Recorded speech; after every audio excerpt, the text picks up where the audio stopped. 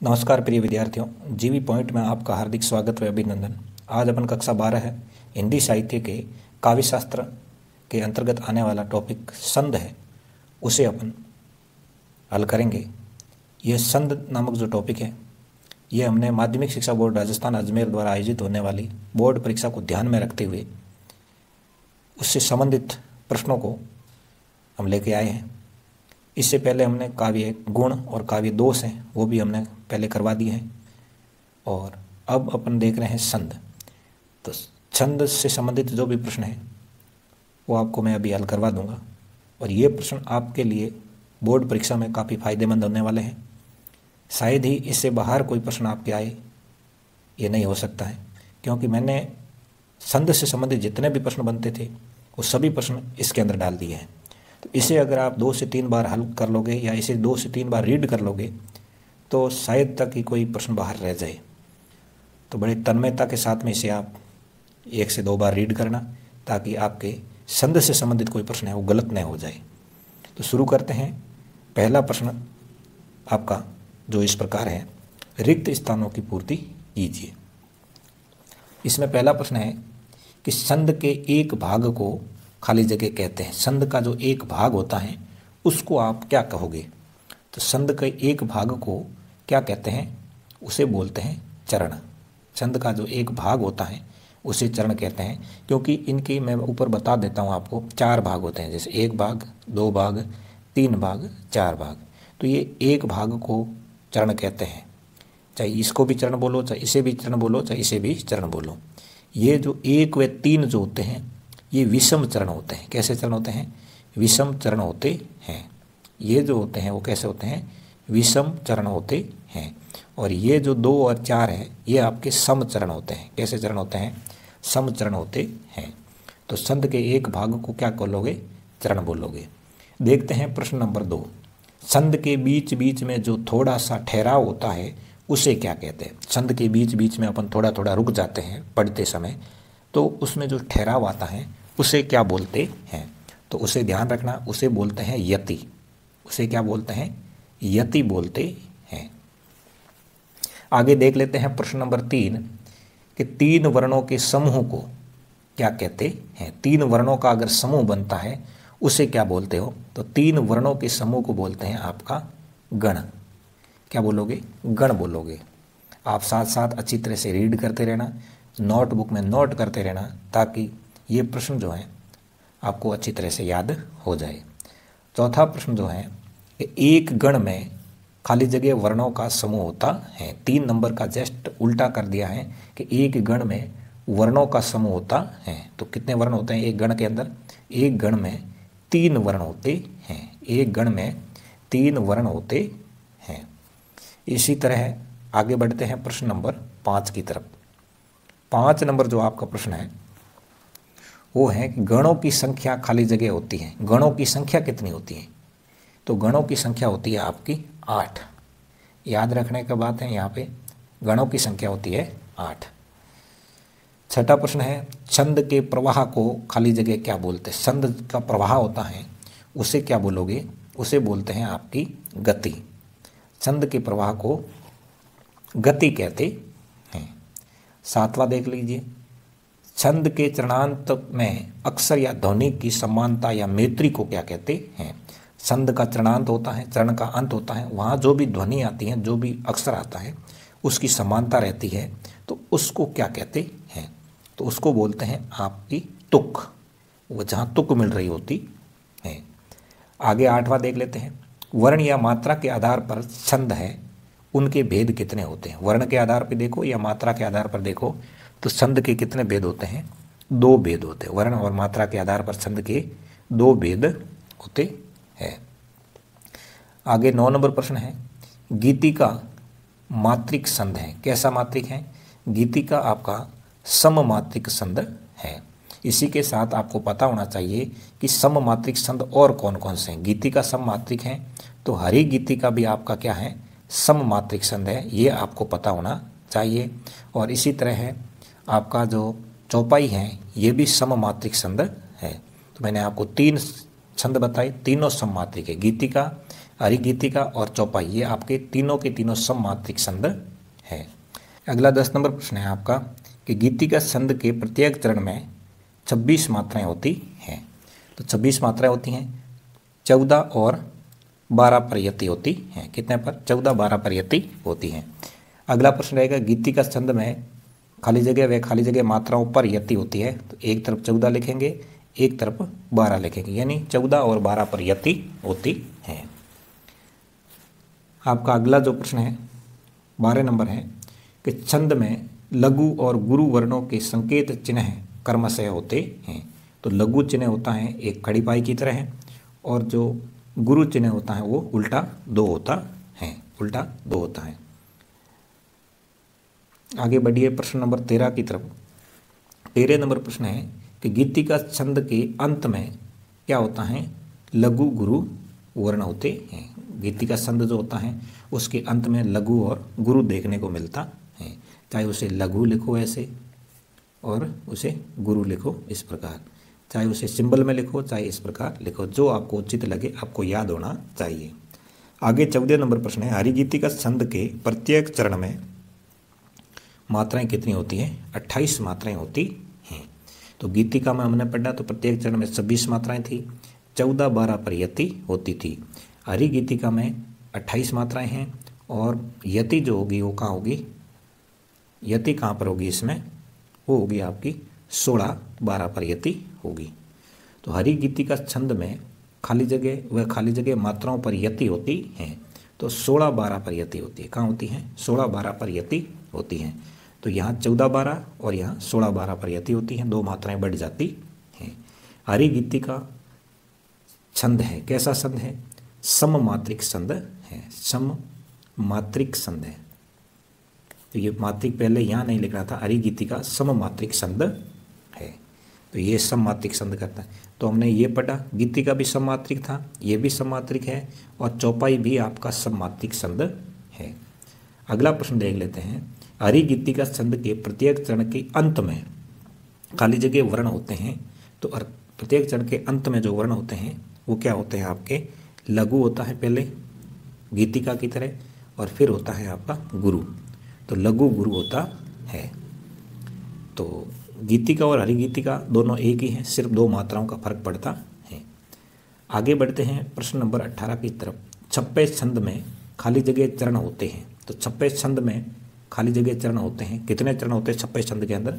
छप्पे में 6 चरण होते हैं। कितने? 6 चरण होते हैं। इसमें 4 होते हैं आपके रोला के और 2 होते हैं आपके इसमें छप्पे के अंदर उल्लाला के होते हैं। इसके होते हैं रोला और उल्लाला, ये ध्यान रखना है। आगे 19 नंबर प्रश्न जो है, छप्पे छंद में खाली जगह व खाली जगह छंद से मिलकर बना है। तो ये बताओगे रोला और उल्लाला से मिलकर बना है। किससे मिलकर बना है? रोला व उल्लाला के मिलने से बना है। अब देखते हैं प्रश्न नंबर 20। 20 नंबर जो प्रश्न आपका है कि छप्पे छंद की प्रथम 4 पंक्तियां कौन से छंद की होती हैं? रोला की होती है, और अंतिम 2 पंक्तियां उल्लाला की होती हैं। अंतिम 2 पंक्तियां किसकी होती हैं? उल्लाला की होती है। तो ये हो गए छप्पे छंद। अब बढ़ते हैं आप कुंडलिया छंद को। कुंडलिया छंद में खाली जगह चरण होते हैं। तो कुंडलिया छंद में भी आपके 6 चरण ही होते हैं। कितने? 6 चरण ही होते हैं। तो ये पता होना चाहिए। आगे देखोगे कुंडलिया छंद के प्रथम 2 पद जो होंगे वो होते हैं दोहा छंद के। प्रथम 2 पद है वो दोहा छंद के, और अंतिम 4 पद है वो रोला छंद के होते हैं। किसके होते हैं? रोला छंद के होते हैं। अगला प्रश्न है कुंडलिया छंद के प्रत्येक चरण में मात्राएं होती है। कुंडलिया जो छंद है उनके प्रत्येक चरण में मात्राएं हैं वो कितनी होती हैं? तो आपको पता होना चाहिए 24 मात्राएं होती हैं। प्रत्येक चरण में 24 मात्राएं होती हैं। दोहा के अंदर 13 11 पर यति होती हैं, तो रोला के अंदर 11 13 पर यति होती हैं। अगला प्रश्न है 24। छप्पे व कुंडलिया खाली जगह विषम मात्रिक छंद है। कैसे हैं आपके? ये विषम मात्रिक छंद है। छप्पे और कुंडलिया आपके विषम मात्रिक छंद है। अब आगे बढ़ते हैं प्रश्न नंबर 25 की तरफ। दूरत्व विलंबित संध में चरण होते हैं। तो दूरत्व विलंबित जो संध होगा उसमें चरण कितने होते हैं? तो दूरत्व विलंबित में 4 चरण होते हैं। दूरत्व विलंबित में चरण कितने होते हैं? 4 चरण होते हैं। यह एक वर्णिक संध है। दूरत्व विलंबित जो है वो कैसा है? आपका वर्णिक संध है। ये आपको पता होना चाहिए कि ये कैसा संध है, वर्णिक संध है। इसमें 4 चरण होते हैं। इसमें नगण, भगण, भगण और रगण, इस प्रकार ये 12 वर्ण होते हैं। इसके अंदर एक चरण में 12 वर्ण होते हैं और चरण कितने होते हैं? 4 होते हैं। अब बढ़ते हैं आगे प्रश्न नंबर 26 की तरफ। 26 नंबर जो आपका प्रश्न है वो कुछ इस प्रकार है कि दूरत्व विलंबित संध के प्रत्येक चरण में खाली जगह वर्ण होते हैं। तो प्रत्येक चरण में 12 वर्ण देखने को मिलते हैं। प्रत्येक चरण में कितने वर्ण हैं? 12 वर्ण देखने को मिलते हैं। दूरत्व विलंबित संध 4 चरण होते हैं और प्रत्येक चरण में आपको 12 वर्ण देखने को मिलेंगे। दूरत्व विलंबित संध है तो ये एक वर्णिक संध है। दूरत्व विलंबित एक ऐसा संध है, वर्णिक संध है। अगला प्रश्न है, दूरत्व विलंबित संध में गणों का क्रम खाली जगह होता है। तो नभ, भर यानी नगण, भगण, भगण और रगण, इस प्रकार होता है। नभ, भर, नभ, भर, ये सूत्र बना रखा है। नगण, भगण, भगण और रगण, इस तरीके से होता है। आगे 29 नंबर, वंशस्थ संध 1, वंशस्थ संध 1 खाली जगह संध है। तो ये कैसा संध है? ये भी दूरत्व विलंबित की तरह वर्णिक संध है। ये भी वर्णिक संध है। अगला है, वंशस्थ संध के प्रत्येक चरण में खाली जगह वर्ण होते हैं। तो वंशस्थ संध है, इसके प्रत्येक चरण में कितने वर्ण होते हैं? तो ये आपको पता होना चाहिए। ये इसमें भी 12 वर्ण होते हैं। दूरत्व विलंबित में 12 वर्ण होते हैं तो वंशस्थ में भी 12 वर्ण ही देखने को मिलेंगे।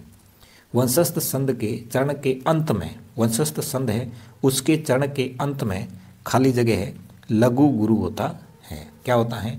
चरण के अंत में लघु गुरु वर्ण होते हैं। जो आपने गीतिका, हरि गीतिका में लघु गुरु देखा, उसी तरह वंशस्थ संध के चरण के अंत में भी लघु गुरु देखने को मिलता है। आगे प्रश्न आ जाता है 32 नंबर कि वंशस्थ संध के गणों का क्रम होता है। इनके गणों का क्रम किस प्रकार होता है? जैसे दूरत्व विलंबित में गणों का क्रम नभ, भर है, तो आप वंशस्थ संध में गणों का क्रम देखोगे तो वो किस प्रकार है? वो है आपका जत, जर, जत, जर। जत, जर का मतलब होता है जगण, तगण, जगण और रगण, इस तरीके से जत, जर होता है। आगे बढ़ते हैं सवैया संध की तरफ। सवैया और कवित 2 संध और रह गए हैं। सवैया संध के प्रत्येक चरण में खाली जगह वर्ण होते हैं। ये भी वर्णिक संध है, सवैया भी आपका वर्णिक संध है। तो बताइए कि सवैया संध के प्रत्येक चरण में खाली जगह वर्ण होते हैं। तो सवैया संध के प्रत्येक चरण में आपके 33 वर्ण होते हैं। कितने वर्ण होते हैं? 33 वर्ण होते हैं। सवैया संध खाली जगह है तो सवैया संध एक कैसा संध है? आपका वर्णिक संध है, क्योंकि वर्णों की गिनती होती है तो ये वर्णिक संध है। सवैया संध के प्रत्येक चरण में 35 नंबर प्रश्न देखते हैं कि सवैया संध के प्रत्येक चरण में खाली जगह भगण और अंत में गुरु वर्ण होते हैं। तो 7 भगण होते हैं। सवैया संध के प्रत्येक चरण में 7 क्या होते हैं? भगण होते हैं और अंत में इसमें क्या होता है? 2 गुरु होते हैं। अंत में 2 गुरु होते हैं, ये ध्यान रखना है। अगला 36 नंबर, सवैया संध को सवैया भी कहते हैं। तो सवैया संध को मालती सवैया कहते हैं। कैसा सवैया? मालती सवैया भी कहते हैं। आगे 37 नंबर प्रश्न, एक कवित 1 खाली जगह संध है। तो कवित 1 आपका वर्णिक संध है। कवित कैसा संध है? वर्णिक संध है। अगला 38वां है, कवित संध के प्रत्येक चरण में खाली जगह वर्ण होते हैं। कवित संध है, इस कवित संध के प्रत्येक चरण में खाली जगह वर्ण होते हैं। तो प्रत्येक चरण में कितने वर्ण होते हैं? 31 वर्ण होते हैं। सवैया के अंदर 33 वर्ण होते हैं, जबकि कवित संध के प्रत्येक चरण में 31 वर्ण होते हैं। कवित संध में खाली जगह व खाली जगह वर्णों पर यति होती है। तो कवित संध के अंदर 16 और 15 पर यति होती है। 16 और 15 पर यति होती है। कवित संध में 16 और 15 पर यति होती है। कवित्त संध का अंतिम वर्ण होता है। कवित्त संध जो है इसका अंतिम वर्ण हमेशा गुरु होता है। अंतिम वर्ण क्या होता है? गुरु होता है। इसी तरह रिक्त स्थान से संबंधित जो प्रश्न आपके बोर्ड में आने हैं तो इससे बाहर शायद कोई आए तो आप इसे अच्छी तरह से 40 प्रश्न है, इसे अच्छी तरह से आप एक बार रीड करना, 2 बार रीड करना, 3 बार रीड करना, आपको अच्छी तरह से समझ में आ जाएंगे। अब इससे संबंधित कुछ लघुत्तरात्मक प्रश्न भी आते हैं, तो लघुत्तरात्मक प्रश्न देख लेते हैं। उसके जवाब हैं मैं बोल के सुना दूंगा, आप अच्छी तरह से सुनने की कोशिश करना। जैसे गीतिका छंद के लक्षण और उदाहरण, अभी अपन ने लक्षण भी पढ़े थे गीतिका छंद के, हमने अभी 3-4 प्रश्न पढ़े थे गीतिका छंद के लक्षण और उदाहरण आप बता सकते हैं। जैसे लक्षणों में मैंने बताया गीतिका छंद एक सममात्रिक छंद है। गीतिका छंद के प्रत्येक चरण में 26 मात्राएं होती हैं। गीतिका छंद में 14 और 12 पर यति विराम आता है। इस तरीके से ये आपको इनके लक्षण और उदाहरण एक लिखना है।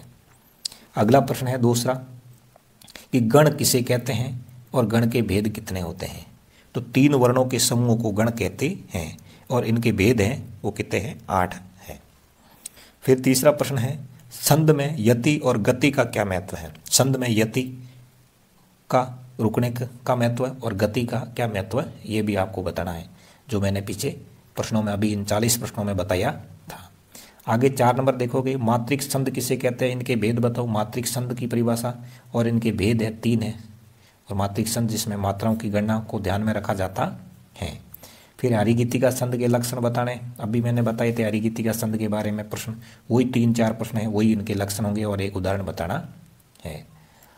आगे बढ़ते हैं प्रश्न नंबर 6 की तरफ। छप्पे छंद को उदाहरण सहित बताइए। अभी 3 से 4 प्रश्न आए थे छप्पे छंद के, वही इनके लक्षण हैं और उदाहरण भी एक देना है आपको, जो आपको किताबों में ढूंढ करके लिखना है। कुंडलीय छंद के लक्षण बताने हैं, उदाहरण लिखना है। दूरत विलंब छंद जो है उनको उदाहरण सहित स्पष्ट करना है। वंशस्थ छंद के लक्षण और उदाहरण बताना है। कवित्त छंद के लक्षण और उदाहरण बताना है। सवय छंद के उदाहरण सहित इसे बताना है। इस तरीके से ये 11 प्रश्न जो मोस्ट इंपॉर्टेंट प्रश्न थे जो मैंने यहाँ रखे हैं, आप इसे अच्छी तरह से 2 से 3 बार इनके उदाहरणों को और इनके लक्षणों को रीड करना, ताकि आपको पूरी तरह से ये प्रश्न समझ में आ जाएंगे।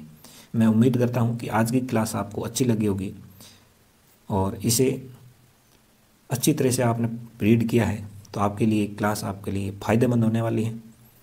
और साथ ही साथ अगर ये क्लास आपको अच्छी लगे तो कमेंट करके बताना, ताकि मैं आगे अन्य क्लासें भी इसी तरह लाता रहूं। तो अगली क्लास आई, तब तक के लिए जय हिंद, जय भारत।